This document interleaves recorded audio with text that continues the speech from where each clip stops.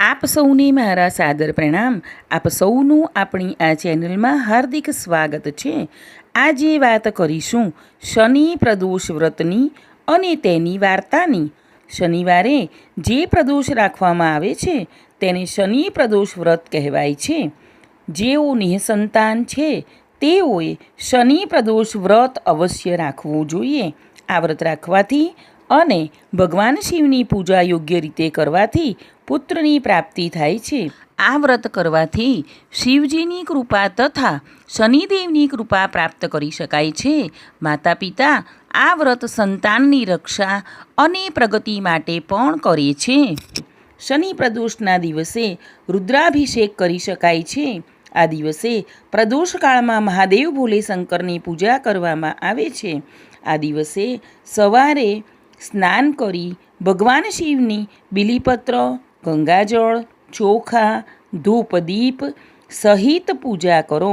સાંજે ફરીથી સ્નાન કરીને આ જ રીતે શિવની પૂજા કરવી.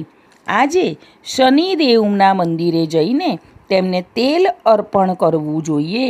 સૂર્યાસ્ત પહેલાંનો અને સૂર્યાસ્ત પછીનો 45 મિનિટનો સમય પ્રદોષકાળ હોય છે.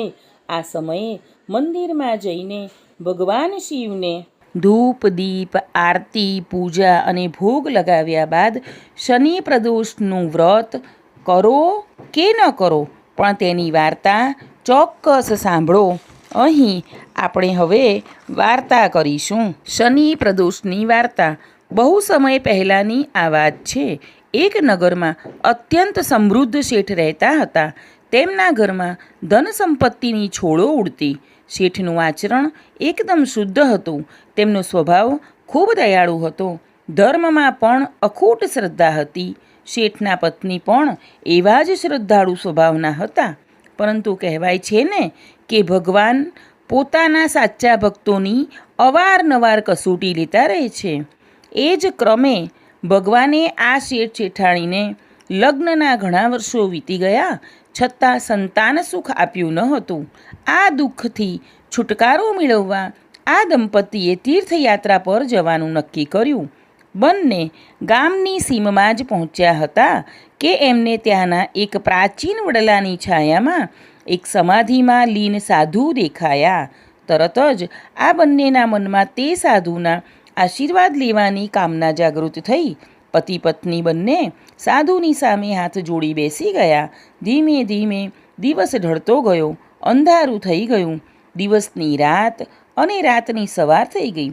પરંતુ દંપતી ત્યાં જ બેસી રહ્યું.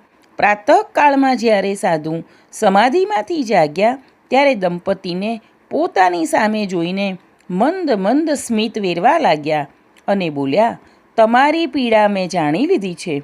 સાધુએ તે દંપતીને કહ્યું કે 1 વર્ષ સુધી શનિવારના દિવસે આવનારી ત્રયોદશીનો ઉપવાસ કરો.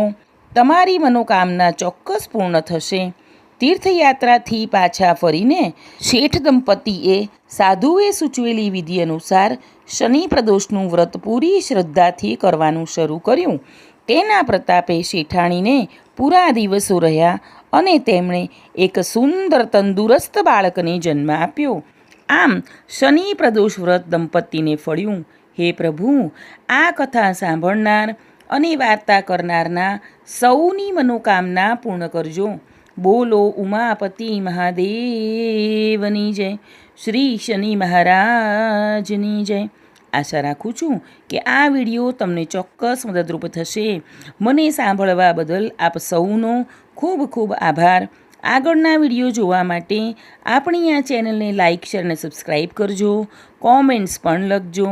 આપણે સૌ હંમેશા ખુશ અને નિરોગી રહીએ તેવી પ્રભુના ચરણોમાં પ્રાર્થના.